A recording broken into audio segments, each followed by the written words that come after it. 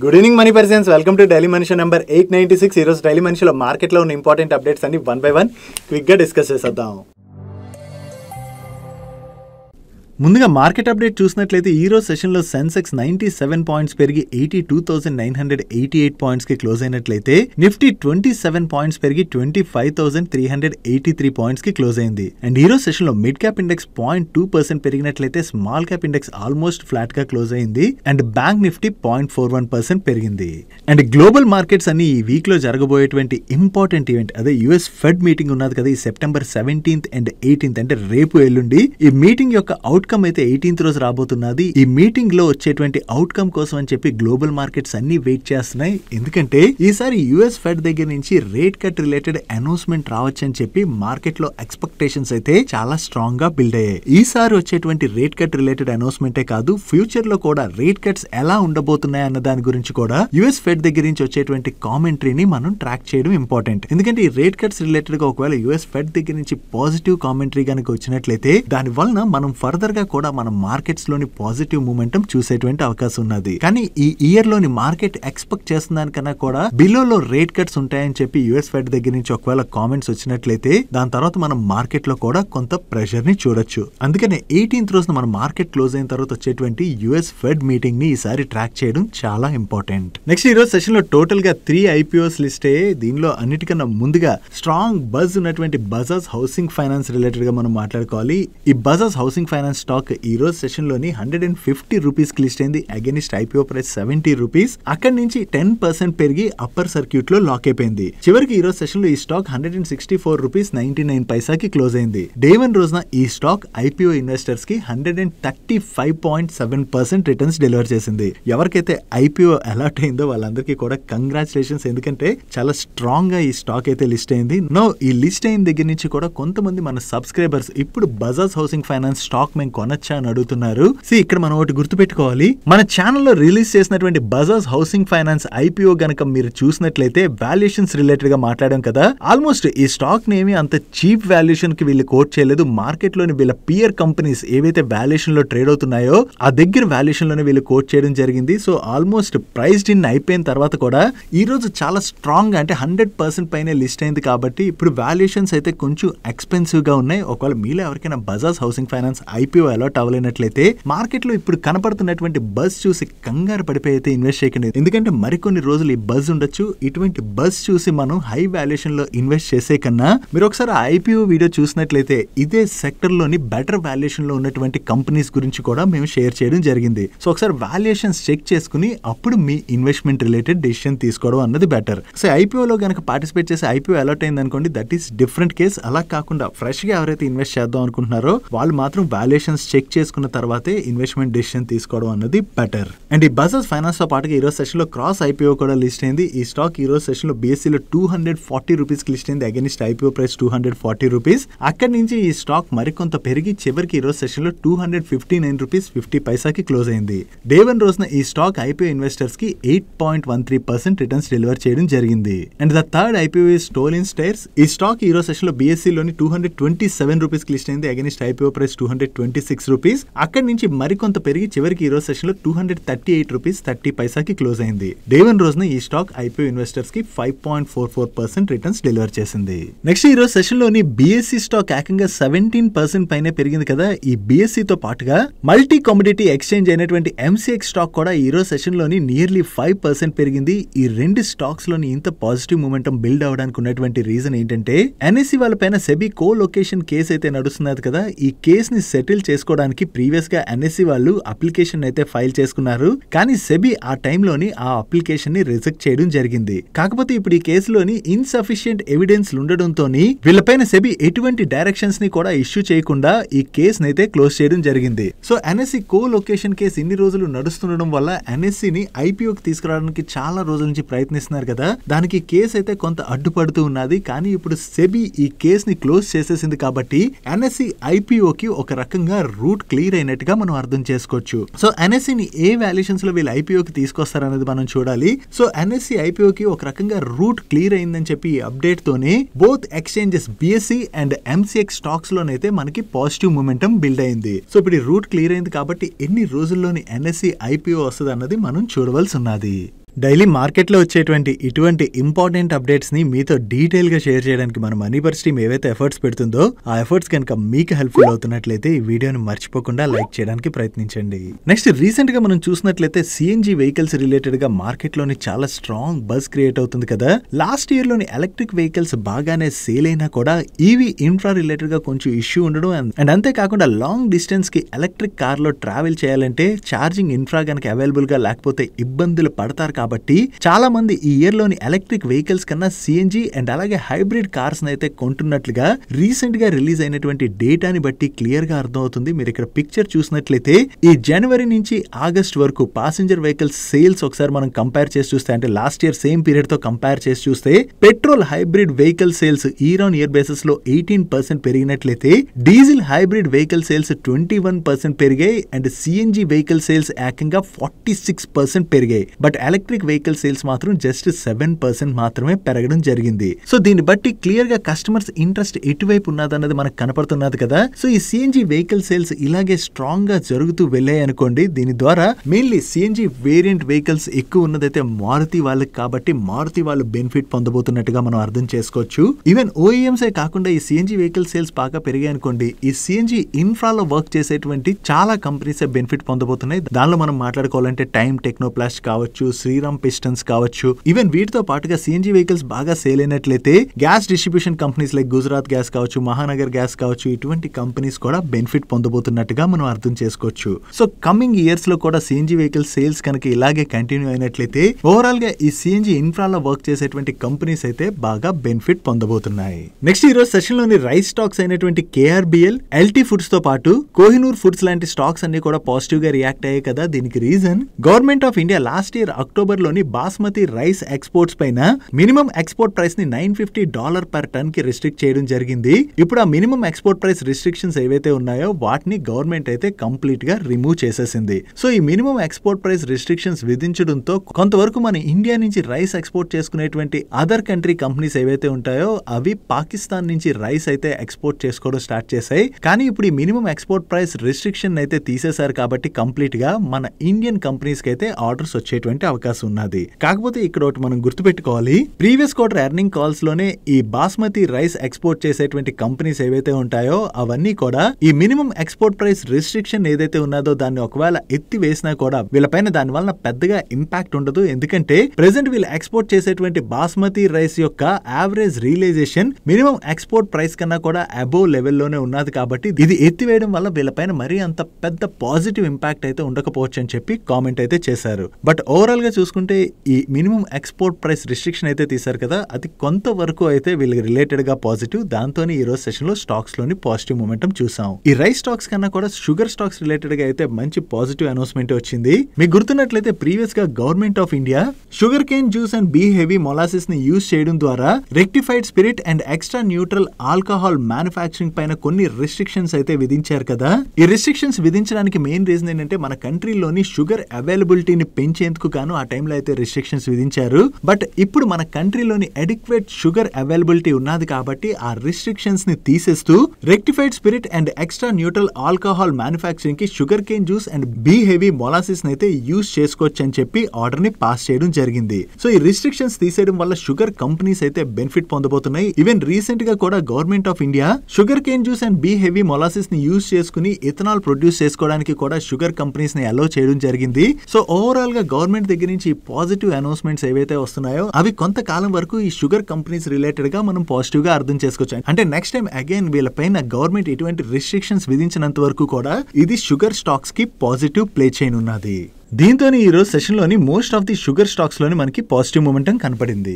And దీంతో పాటు government of India weekend లోని ఫార్మర్స్ కి సపోర్ట్ చేసేందుకు గాను palm, soybean and sunflower edible oil పైన ఇంపోర్ట్ ట్యాక్స్ ని పెంచుతూ ఒక అనౌన్స్మెంట్ చేసింది. సో దీనివల్ల ఎడిబుల్ ఆయిల్ ప్రైస్లు అయితే పెరగబోతున్నాయి. సో ఈ announcement Adani Wilmar, Patanjali foods తో పాటుగా ఎఫ్ఎంసీజీ కంపెనీస్ రిలేటెడ్ గా మనం కొంత నెగిటివ్ గా అర్థం చేసుకోవచ్చు. నెక్స్ట్ ఈద్ ఈ మిలాద్ సందర్భంగా సెప్టెంబర్ 16th ని ప్రీవియస్ గా గవర్నమెంట్ ఆఫ్ మహారాష్ట్ర హాలిడేగా డిక్లేర్ చేసింది. కాకపోతే ఈ హాలిడేని క్యాన్సిల్ చేస్తూ దాన్ని సెప్టెంబర్ 18th కి పోస్ట్పోన్ చేశారు. సో గవర్నమెంట్ ఆఫ్ మహారాష్ట్ర ఈ హాలిడేని సెప్టెంబర్ 18th కి పోస్ట్పోన్ చేయడంతో ఆర్బీఐ దగ్గర నుంచి దీని రిలేటెడ్ గా ఒక అనౌన్స్మెంట్ వచ్చింది. సెప్టెంబర్ 16th రోజున హాలిడే క్యాన్సిల్ అయిపోయింది కాబట్టి government securities, foreign exchanges and money market లోని రెగ్యులర్ ట్రేడ్స్ ఏవైతే జరుగుతాయో అవి కంటిన్యూ అవుతాయని. సో సెప్టెంబర్ 18th కి హాలిడే షిఫ్ట్ అయింది కాబట్టి ఆ రోజు వీటిలోని ట్రాన్సాక్షన్స్ అండ్ సెటిల్మెంట్స్ అయితే జరగబోవని చెప్పి అనౌన్స్ చేయడం జరిగింది. సెప్టెంబర్ 18th అంటే మనకు బుధవారం రోజున పడుతుంది. సో బుధవారం రోజున government securities, foreign exchange and money market లోని ట్రాన్సాక్షన్స్ అండ్ సెటిల్మెంట్స్ అయితే జరగవన్నది మనం గుర్తుపెట్టుకోవాలి. నెక్స్ట్ స్ట్రైట్స్ ఫార్మా వాళ్ళ రిలేటెడ్ గా ఒక పాజిటివ్ అప్డేట్ ఉన్నది. వీళ్ళ ఫ్లాక్సిటైన్ టాబ్లెట్స్ కి యుఎస్ ఎఫ్డీఏ దగ్గర నుంచి అప్రూవల్ రావడం జరిగింది. అండ్ ఈ టాబ్లెట్స్ ని మేజర్ డిప్రెసివ్ డిసార్డర్ ట్రీట్మెంట్ లో భాగంగా యూస్ చేస్తారని అండ్ వీటి యొక్క కంబైన్డ్ మార్కెట్ సైజ్ $130 million గా వీళ్ళు షేర్ చేస్తున్నారు. వీళ్ళకి టాబ్లెట్స్ రిలేటెడ్ గా యుఎస్ ఎఫ్డీఏ దగ్గర నుంచి అప్రూవల్ వచ్చిందన్న అప్డేట్ తోని ఈ రోజు సెషన్ లో స్ట్రైట్స్ ఫార్మా స్టాక్ నియర్లీ 3% పెరిగింది. నెక్స్ట్ శ్యామ్ మెటాలిక్స్ వాళ్ళు కంటిన్యూస్ గా వేరే సెగ్మెంట్స్ లోని వాళ్ళ కెపాసిటీస్ అయితే స్ట్రాంగ్ గా ఎక్స్పాండ్ చేసుకుంటూ వెళ్తున్నారు కదా. దీనిలో భాగంగా ఇప్పుడు వెస్ట్ బెంగాల్ జామురియా ప్లాంట్ లోని వీళ్ళు కోల్డ్ రోలింగ్ మిల్ ఫేజ్ 1 అయితే స్టార్ట్ చేయడం జరిగింది. దీని యొక్క total capacity 4 lakh tons per annum and ఈ ప్రాజెక్ట్ కాస్ట్ 603 crores. దీనిలో భాగంగా ఆల్రెడీ వీళ్ళు 346 crores ఇన్వెస్ట్ చేశామని అండ్ మరొక 257 crores అయితే ఇన్వెస్ట్ చేయబోతున్నట్టుగా వీళ్ళు షేర్ చేస్తున్నారు. ఈ విధంగా వేరే సెగ్మెంట్స్ లోని వీళ్ళ ప్రొడక్షన్ కెపాసిటీస్ ని పెంచుకుంటూ వెళ్లడం ద్వారా మార్కెట్ లో ఏదైతే డిమాండ్ పెరుగుతున్నదో ఆ డిమాండ్ అయితే క్యాటర్ చేయడానికి వీళ్ళు ప్రయత్నిస్తున్నట్టుగా మనం అర్థం చేసుకోవచ్చు. వీళ్ళ దగ్గర నుంచి అప్డేట్ రావడంతోనే ఈ రోజు సెషన్ లో శ్యామ్ మెటాలిక్ స్టాక్ 3% పైనే పెరిగింది. నెక్స్ట్ ఇంటెలెక్ట్ డిజైన్ అరీనా వాళ్ళు హెచ్సిఎల్ టెక్నాలజీస్ వాళ్ళతోని స్ట్రాటజిక్ అలయన్స్ ని అనౌన్స్ చేయడం జరిగింది. దీనిలో భాగంగా ఇంటెలెక్ట్ డిజైన్ అరీనా వాళ్ళ EMAC.AI ప్లాట్ఫామ్ ఏదైతే ఉన్నదో ఈ ప్లాట్ఫామ్ కి హెచ్సిఎల్ టెక్నాలజీస్ వాళ్ళకి ఫైనాన్షియల్ సర్వీసెస్ అండ్ ఇంజనీరింగ్ లో ఉన్నటువంటి ఎక్స్పర్టీస్ ని కూడా కంబైన్ చేయడం ద్వారా ఫైనాన్షియల్ ఇన్స్టిట్యూషన్స్ యొక్క డిజిటల్ ట్రాన్స్ఫర్మేషన్ అయితే వీళ్ళిద్దరూ కలిపి డ్రైవ్ చేయబోతున్నట్టుగా షేర్ చేస్తున్నారు. మెయిన్లీ ఈ partnership leveraging data and AI పైన ఫోకస్ చేయబోతున్నట్టుగా, దీని ద్వారా organisations next wave of transformation కి ఇది హెల్ప్ఫుల్ అవబోతున్నట్టుగా వీళ్ళు షేర్ చేయడం జరిగింది. సో ఇది both Intellect Design Arena and HCL Technologies వాళ్ళ రిలేటెడ్ గా మనం పాజిటివ్ గా అర్థం చేసుకోవచ్చు. నెక్స్ట్ టోరెంట్ పవర్ వాళ్ళు గుజరాత్ లో జరుగుతున్నటువంటి రీఇన్వెస్ట్ 2024 లో పార్టిసిపేట్ చేసి టోటల్ గా 64,000 crores ఇన్వెస్ట్మెంట్స్ చేయబోతున్నట్టుగా అనౌన్స్ చేయడం జరిగింది. వీళ్ళు యాక్చువల్లీ 2030 కల్లా వీళ్ళ రెన్యూబుల్ ఎనర్జీ కెపాసిటీస్ ని 10 GW కి అచీవ్ చేసేందుకు గాను టోటల్ గా 57,000 crores అయితే ఇన్వెస్ట్ చేయబోతున్నట్టుగా అనౌన్స్ చేశారు. దీనికి గాను వీళ్ళు ఈ రోజు గుజరాత్ గవర్నమెంట్ తో కూడా ఒక MOU సైన్ చేయడం జరిగింది. ఈ MOU లో భాగంగా గుజరాత్ ద్వారకా డిస్ట్రిక్ట్ లోని వీళ్ళు 5 GW solar solar wind hybrid projects అయితే సెటప్ చేయబోతున్నట్టుగా అనౌన్స్ చేశారు. అండ్ దీంతో పాటు మరొక 7,200 crores ఇన్వెస్ట్ చేయడం ద్వారా 1 lakh kilotons per annum green ammonia production ఫెసిలిటీని కూడా సెటప్ చేయడానికి వీళ్ళైతే ప్రపోజల్ ని కూడా సబ్మిట్ చేయడం జరిగింది. సో వీళ్ళు ఓవరాల్ గా ఈ 64,000 crores ఇన్వెస్ట్ చేయడం ద్వారా వీళ్ళ కెపాసిటీస్ అయితే స్ట్రాంగ్ గా బిల్డ్ చేసుకోవడానికి ప్రయత్నిస్తున్నారు కదా. వీళ్ళ దగ్గర నుంచి ఈ అనౌన్స్మెంట్ రావడంతోనే ఈ రోజు సెషన్ లో టోరెంట్ పవర్ స్టాక్ లో స్లైట్ గా పాజిటివ్ మూమెంటం కనపడింది.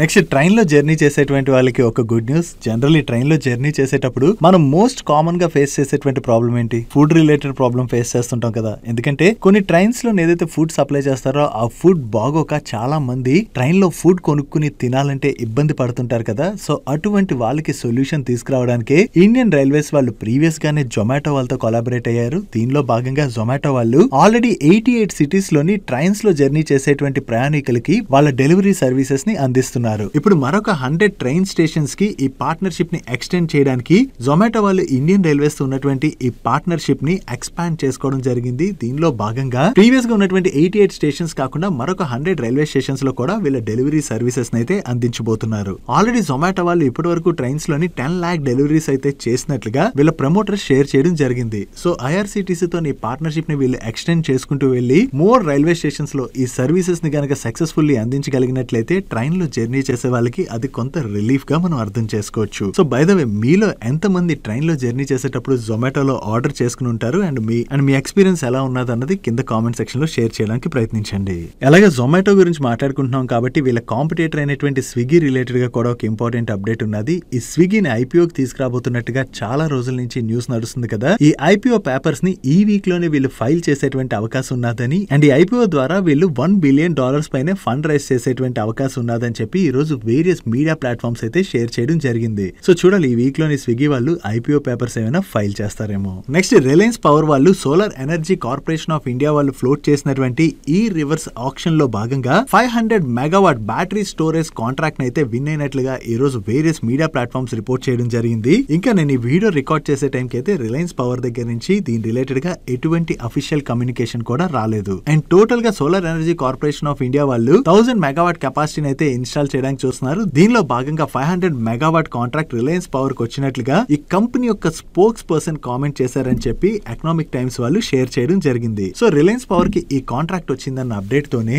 ఒక్కసారి రిలయన్స్ పవర్ స్టాక్ లో జంప్ కనపడి నియర్లీ 3% అయితే పెరిగింది. చూడాలి రిలయన్స్ పవర్ దగ్గర నుంచి దీని రిలేటెడ్ గా అఫీషియల్ కమ్యూనికేషన్ వస్తుందేమో. నెక్స్ట్ అపోలో మైక్రో సిస్టమ్స్ వాళ్ళు 2 న్యూ ఆర్డర్స్ ని విన్ అయ్యారు. దీనిలో ఫస్ట్ ఆర్డర్ వీళ్ళకి economic explosives limited and DRDO దగ్గర నుంచి వచ్చినటువంటి ఆర్డర్ అండ్ ఈ order value approximately 4.7 crores and second one is GNC kit related గా మ్యూనిషన్స్ ఇండియా లిమిటెడ్ వాళ్ళు ఫ్లోట్ చేసినటువంటి టెండర్ లో పార్టిసిపేట్ చేసి వీళ్ళు L1 బిడ్డర్ గా సెలెక్ట్ అవడం జరిగింది. అండ్ ఈ కాంట్రాక్ట్ వాల్యూ అప్రాక్సిమేట్లీ 72.26 crores. వీళ్ళు కొత్తగా ఈ 2 న్యూ ఆర్డర్స్ ని విన్ అయ్యారన్న అప్డేట్ తోనే ఈ రోజు సెషన్ లో అపోలో మైక్రో సిస్టమ్ స్టాక్ 4% పైనే పెరిగింది.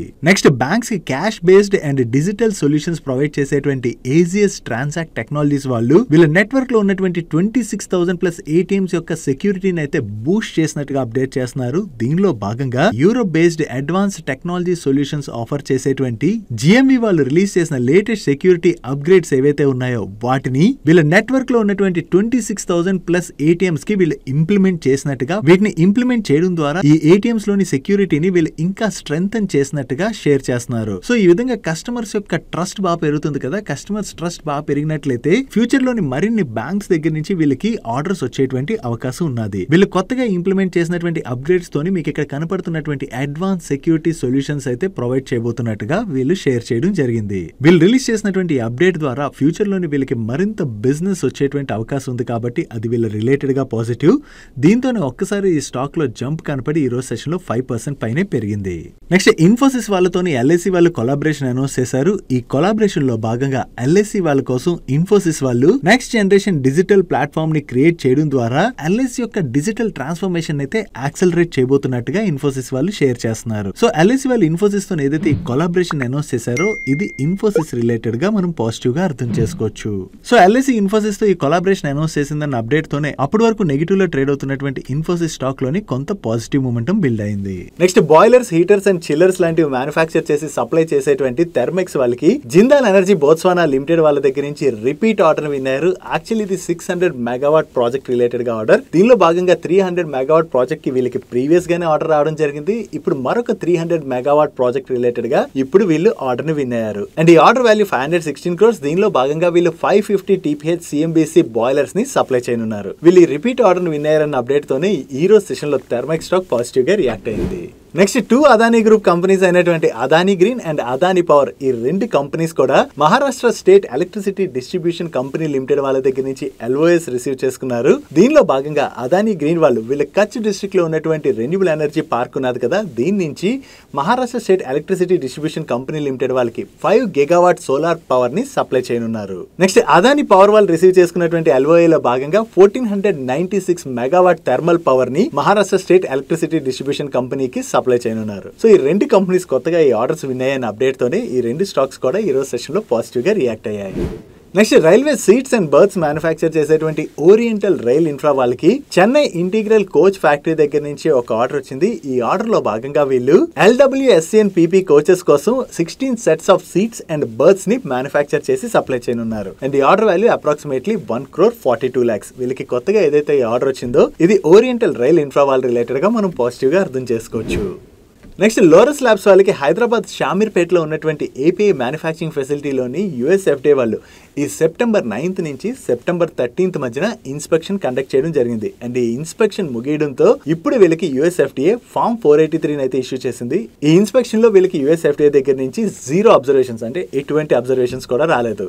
ఇది లోరస్ ల్యాబ్స్ రిలేటెడ్ గా మనం పాజిటివ్ గా అర్థం చేసుకోవచ్చు. అండ్ లోరస్ ల్యాబ్స్ వాళ్ళ రిలేటెడ్ గా మరొక ఇంపార్టెంట్ అప్డేట్ కూడా ఉన్నది. ఈ రోజు లోరస్ ల్యాబ్స్ వాళ్ళు తెలంగాణ షామీర్పేటలోని వీళ్ళ న్యూ R&D సెంటర్ అయితే ఇనాగ్రేట్ చేశారు. ఈ R&D సెంటర్ ని సెటప్ చేసేందుకు గాను వీళ్ళు టోటల్ గా 250 crores ఇన్వెస్ట్ చేసినట్లుగా అండ్ దీని ద్వారా లారస్ ల్యాబ్స్ వాళ్ళ CDMO బిజినెస్ కి అయితే చాలా మంచి సపోర్ట్ లభించబోతున్నట్టుగా వీళ్ళ మేనేజ్మెంట్ కామెంట్ చేయడం జరిగింది. That's it for today's Daily Munch guys. ఈ రోజు డైలీ మంచ్ లో మేము షేర్ చేసిన ఇన్ఫర్మేషన్ మీకు నచ్చినట్లయితే ఈ వీడియోని లైక్ చేయండి అండ్ ఈ video me friends and family members helpful అవుతుంటే ఈ వీడియోని వాళ్ళకి షేర్ చేయండి. అండ్ ఇదే ఫస్ట్ టైం మన మనీపర్ ఛానల్కి వచ్చి ఛానల్ ఇంకా సబ్స్క్రైబ్ చేసుకోలేనట్లయితే ఇక్కడ ఉన్న ఛానల్ లోగో మీద క్లిక్ చేసి ఛానల్ సబ్స్క్రైబ్ చేసుకుంటూ పక్కన ఉన్న బెల్ ఐకాన్ లోని ఆల్ నోటిఫికేషన్స్ యాక్టివేట్ చేసుకోండి. నేను చంద్రశేఖర్ పత్రి మరొక ఇంట్రెస్టింగ్ వీడియోతో కలుద్దాం. Good night.